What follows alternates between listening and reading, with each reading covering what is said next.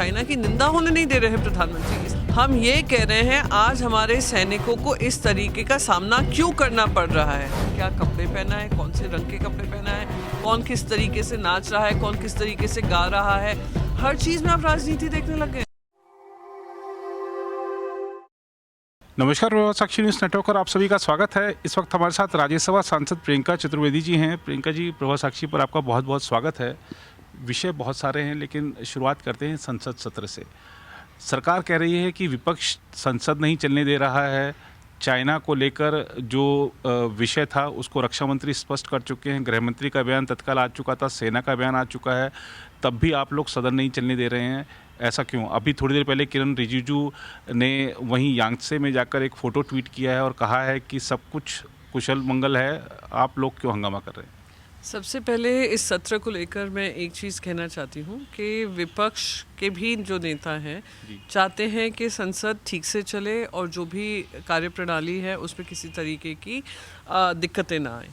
पर आप चाइना का मुद्दा देखिए, 9 तारीख को ये घटना होती है, 13 तारीख तक देश के सामने सरकार चुप्पी बांधे रहती है।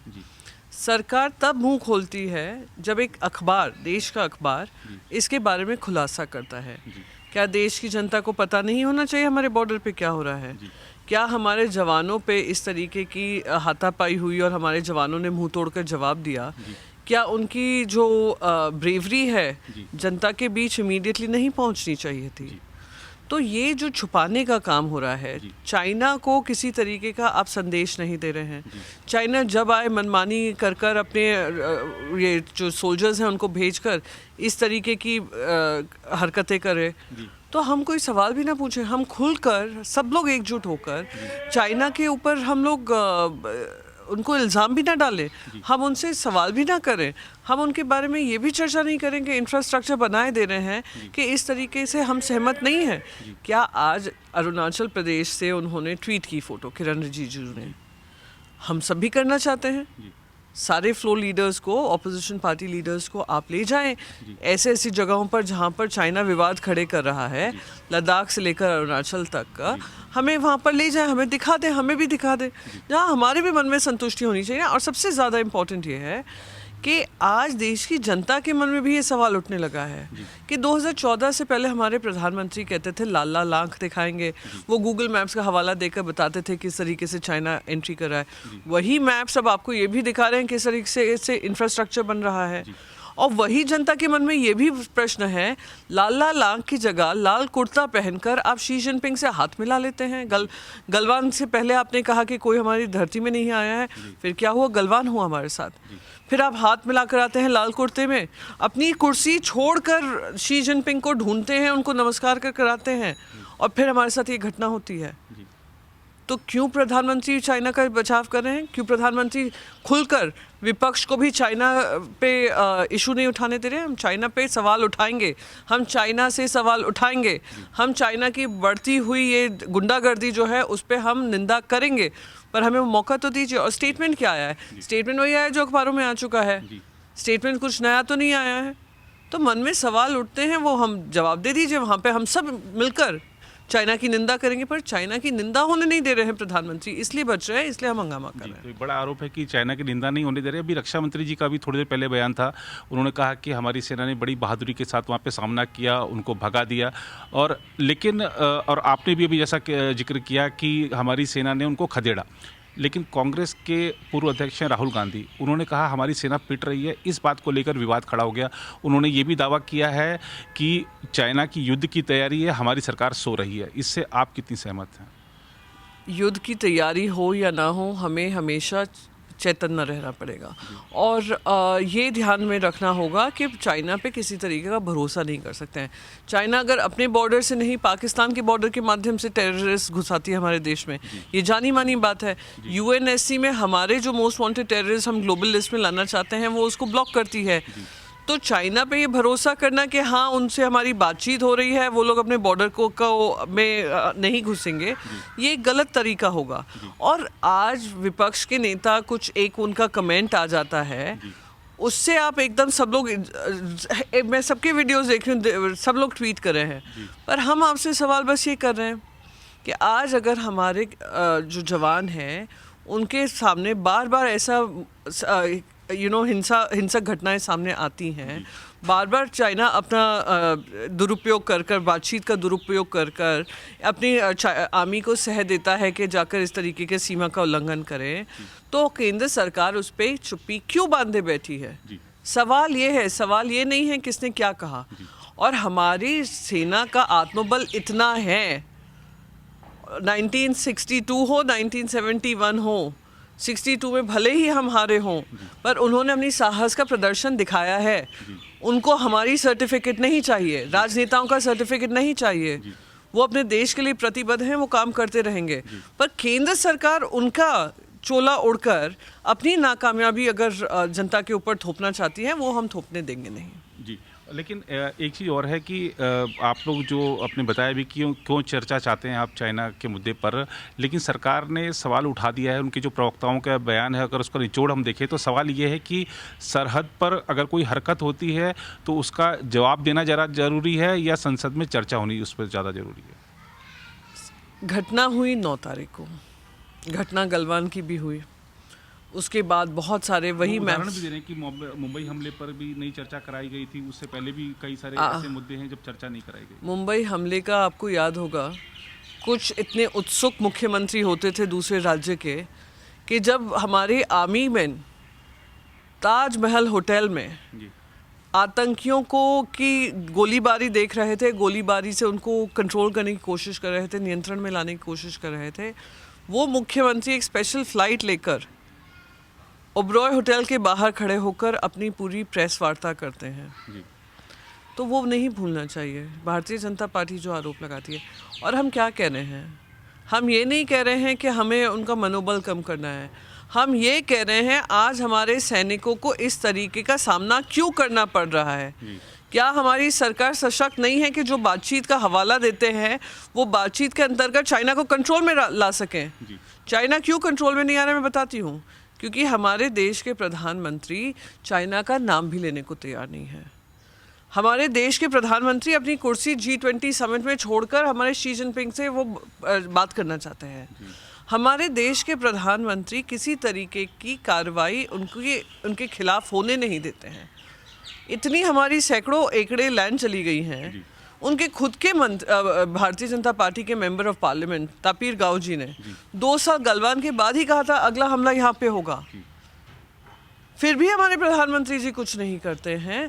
तो उनसे सवाल पूछना लाजमी है। और सवाल हम अपनी आर्मी से कतई नहीं पूछ रहे हैं, पर हमारी आर्मी की लाइव्स को आप रिस्क पे डाल रहे हैं क्योंकि आपकी विफलताएं हैं, तो उसका जवाब दीजिए। तो ये लेकिन आपने ये भी जैसा कहा कि अगर विपक्ष के नेताओं को ले जाकर जो सीमांत इलाके हैं, सीमावर्ती इलाके हैं, अगर वहाँ पर उनको दिखा दिया जाए तो विपक्ष संतुष्ट जरूर हो जाएगा। नहीं, हम ये नहीं कह रहे हैं पार्लियामेंट के अंदर आप करिए, लाइव प्रोसीडिंग्स मत करिए पार्लियामेंट में।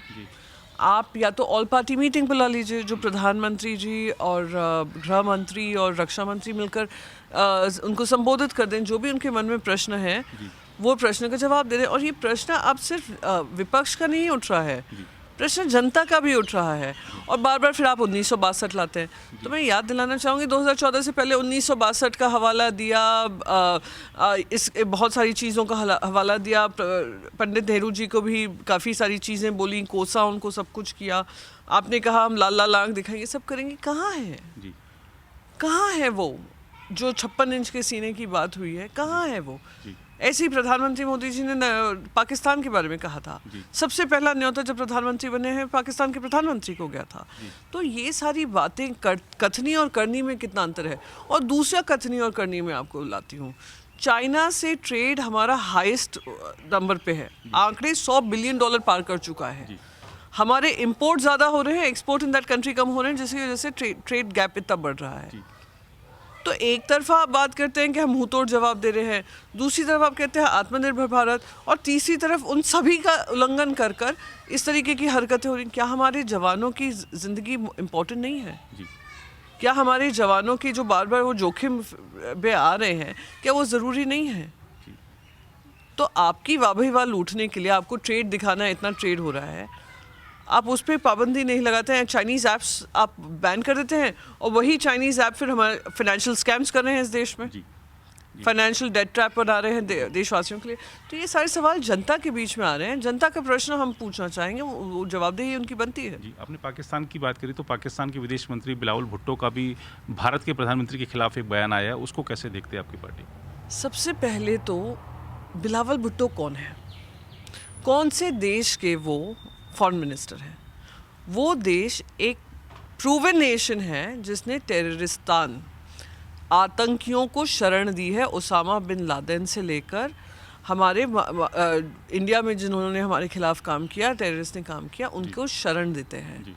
वो कौन से देश के फॉरेन मिनिस्टर हैं जो रिमोट कंट्रोल से चलने वाला, आर्मी के पद चिन्हों पे चलने वाला, आर्मी कहे उठ तो उठते हैं, आर्मी कहे बैठ तो बैठते हैं, आर्मी कहे सरकार गिराओ तो गिराते हैं, आर्मी कहे सरकार बनाओ तो बनाते हैं। ये वो देश है जो हर मापदंड पे फेल हुआ है। आप उनसे मुंह लगेंगे, आप उनको तवज्जो देंगे, तवज्जो इतनी कि तुम हर जगह प्रोटेस्ट कर रहे हो, और आप इंडिया को फिर से पाकिस्तान के साथ हाइफिनेट करेंगे। अरे भाई साहब, इंडिया बहुत आगे जा चुका। इंडिया को पाकिस्तान की लेवल पे मना गिराएं, उनको इतनी तवज्जो देकर। उनको जवाब तक देने की ज़रूरत नहीं है। आप लोग उनको जवाब क्या प्रोटेस्ट कर रहे हैं, हमारे देश के विदेश मंत्री जवाब दे रहे हैं, क्या वो जवाब के लायक हैं? क्या वो जवाब के लायक हैं? वो कुछ भी बोले, वो तो अटेंशन सीख कर रहे हैं और तुम उनको अटेंशन दे रहे हो। तो कहीं ना कहीं आपको देखना है आप कौन से देश के साथ क्या देश का जवाब देना चाहते हो। हम चाहते हैं आप चाइना को जवाब दो, आप दे रहे हो ऐसे फेल्ड नेशन को। तो प्रायोरिटी की बात होती है। थोड़ा सा महाराष्ट्र पे चलते हैं। वैसे तो क्रिसमस आने वाला, लेकिन लग रहा है कि दशहरा रैली है आज वो शिवसेना के समर्थन में, एमबीए के समर्थन में आज बॉम्बे की सड़कों पर, महाराष्ट्र में विभिन्न जगहों पर भीड़ उमड़ी दिख रही है। इसको कैसे देखते हैं? क्या जनता का मन बदल रहा है या शिंदे ईडी सरकार जिसको आप कहते हैं वो विफल साबित हो रही है? उस सरकार तो विफल है, और विफल वो अपने ही कारणों की वजह से है।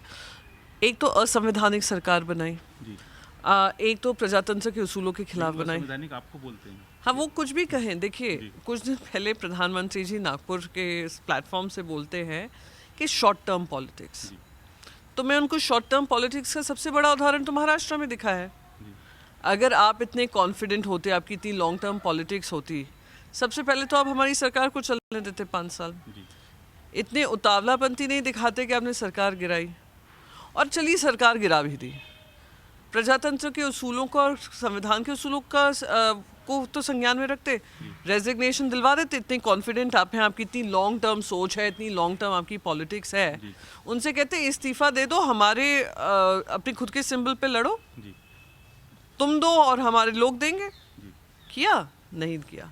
आज देश में पहला उदाहरण है महाराष्ट्र में जहां जो मुख्यमंत्री हैं उनकी एक रजिस्टर्ड पॉलिटिकल पार्टी भी नहीं है।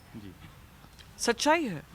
इलेक्शन कमीशन ने उनको तवज्जो दे दी एक पार्टी का नाम देकर, पक्ष का नाम देकर, पर वो पक्ष रजिस्टर्ड पक्ष नहीं है। ये होती है शॉर्ट टर्म पॉलिटिक्स। और आज जो आप भीड़ की बात कर रहे हैं, आज हम महाराष्ट्र के अधिकारों की बात कर रहे हैं। आप ये देखिए, करोड़ों, लाखों करोड़ों के प्रोजेक्ट रातों रात जो महाराष्ट्र में आने वाले थे वो दूसरे राज्यों में चला जाते हैं। आप देख रहे हैं किस तरीके से आए दिन जो हमारे महान पुरुष हैं, जो महाराष्ट्र की धरती पे जन्मे हैं, महाराष्ट्र के लिए उन्होंने अपनी जान बिछाई है, महाराष्ट्र की अस्मिता और संस्कृति के लिए उन्होंने काम किया है।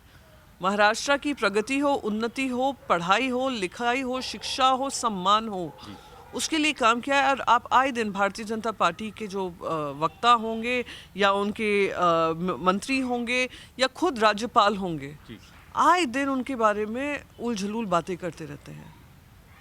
तो क्या महाराष्ट्र की जनता अपने सम्मान में लड़ाई भी नहीं लड़ेगी? और अगर उनकी आवाज़ हम उठाकर रख रहे हैं तो ये हम अपना कर्तव्य मानते हैं, ये अपनी जिम्मेदारी मानते हैं।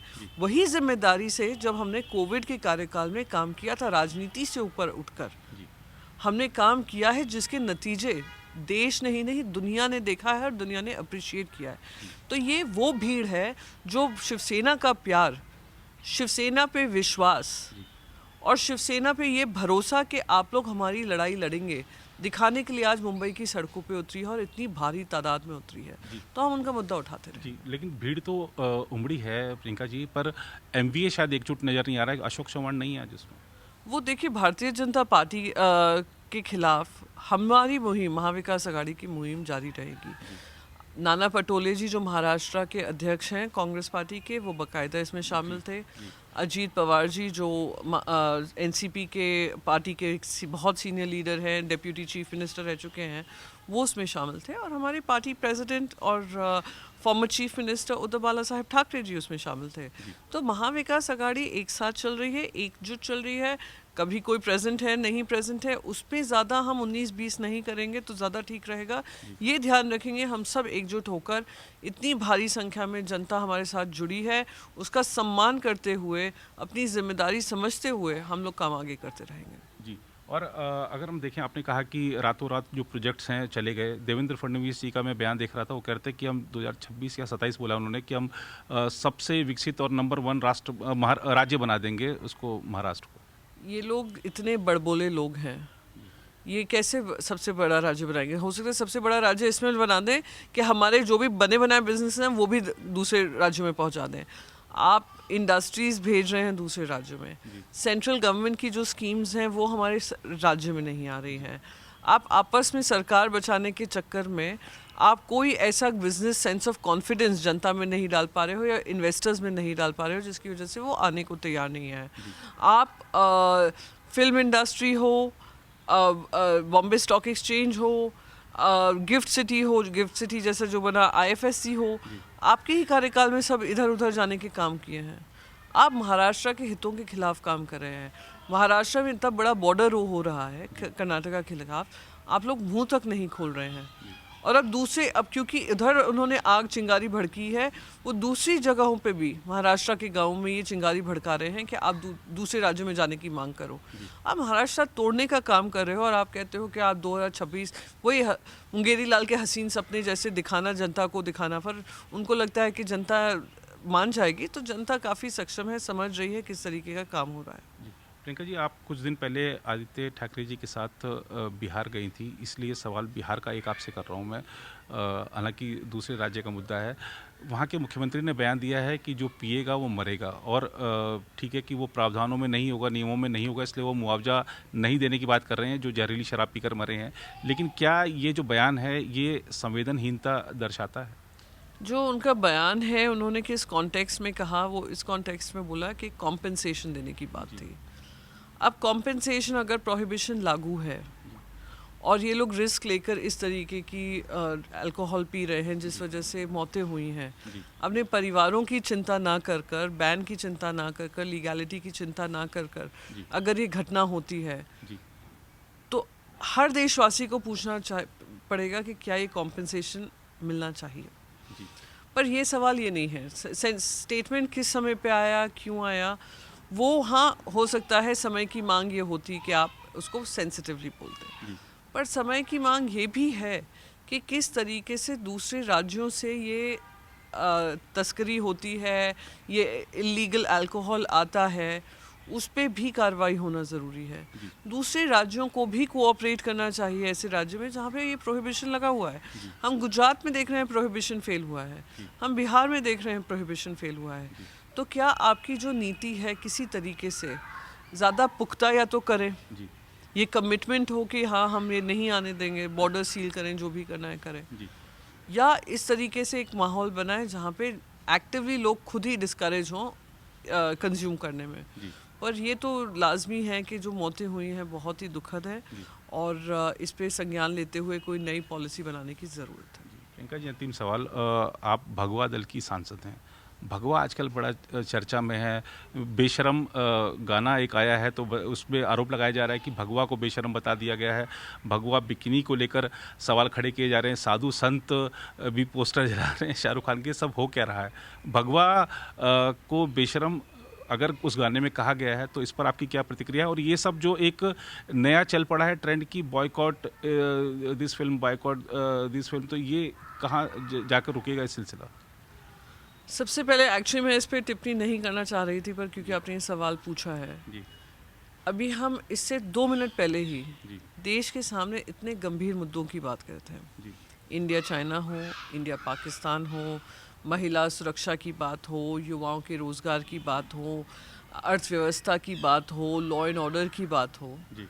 और आज जो बढ़ता हुआ जुडिशरी में केंद्र सरकार चाह रही है उनका हस्तक्षेप हो। जी। क्या ये देश के सारे गंभीर मुद्दे ख़त्म हो चुके हैं कि हम पिक्चरों के पीछे ऐसे पड़ रहे हैं, पिक्चरों पे ही अपनी राजनीति आधारित कर रहे हैं? जी। अरे सेंसर बोर्ड बना है ना, सेंसर बोर्ड को ख़त्म कर दो, कब पॉलिटिकल बोर्ड चलेगा? जी। सेंसर बोर्ड को निर्णय तो लेने दीजिए। जी। और सेंसर बोर्ड में आप अपनी राजनीति करें और अपनी राजनीतिक रोटियां सेकें, वो ये ध्यान भटकाने वाला काम है। हर तरफ से आप देख रहे हैं कि इतने गंभीर मुद्दों से ध्यान भटकाकर आप ऐसे मुद्दों पे कौन क्या कपड़े पहना है, कौन से रंग के कपड़े पहना है, कौन किस तरीके से नाच रहा है, कौन किस तरीके से गा रहा है, हर चीज़ में आप राजनीति देखने लग गए हैं। सनातन संस्कृति पर खतरा बताया जाए। सनातन संस्कृति इतनी कमज़ोर हो गई है भारतीय जनता पार्टी के अंतर्गत कि कोई अगर ये रंग भी पहनता है तो हमारी संस्कृति खत्म हो गई। अरे ये संस्कृति भारतीय जनता पार्टी की सजोई हुई नहीं है, ये संस्कृति हजारों वर्षों से चली आ रही है। बहुत लोगों ने ख़त्म करने की कोशिश की, सब विफल रहे, सब ने मुंह की खाई। ये संस्कृति भारतीय जनता पार्टी के उसकी नहीं है, हिस्से की नहीं है। ये संस्कृति हमारे देश की विशाल धरोहर है और हम सब उस संस्कृति की रक्षा करेंगे, और हम क्या आने वाली सदियां इसकी रक्षा करेंगी। पर ये जो सर्टिफिकेट बांटने का काम भारतीय जनता पार्टी ने अपनी राजनीति के चलते कर दिया है ना, वो उसकी लड़ाई हम लड़ेंगे। तो हमारी धरोहर पिक्चरों से बहुत बड़ी है, हमारी धरोहर बहुत सारी वर्षों से चली आ रही है, ओल्डेस्ट सिविलाइजेशन है देश दुनिया के। उसको इतना मत कमज़ोर कर दीजिए आपने में और काम करने में कि हर चीज़ का आप ऐसे गेटकीपर बन जाएंगे, वॉचमैन बने हुए हैं। पर आप वॉचमैन नहीं हैं, आप एक देश को एक ऐसी ओर लेकर जाने की कोशिश कर रहे हैं जो देश में विवाद और उन्माद फैलाएगी। वो हम होने नहीं देंगे। जी। बहुत धन्यवाद प्रियंका जी। तो आपने देखा कि प्रियंका चतुर्वेदी जी ने बड़ी प्रखरता के साथ विविध विषयों पर अपनी राय रखी है, और हम आपको बता दें कि प्रियंका जी राज्यसभा में सबसे सक्रिय सांसदों में से हैं। लगातार मुद्दे उठाना या सामयिक मुद्दों पर मंत्रियों को पत्र लिखकर उनका ध्यान आकर्षित करना, इसके लिए प्रियंका जी सदैव प्रयासरत रहती हैं। बहुत धन्यवाद आपका, आप इस चर्चा से जुड़ी। फिलहाल इस कार्यक्रम में इतना ही। बाकी देश सुनिए खबरों के लिए बने रहें प्रभा साक्षी के साथ। अगर आप भी लेना चाहते हैं देश दुनिया की तमाम जानकारी तो आज ही सब्सक्राइब करें हमारे चैनल को। साथ ही नीचे दिए बेल आइकन को जरूर दबाएं ताकि हर अपडेट आप तक पहुंच सके।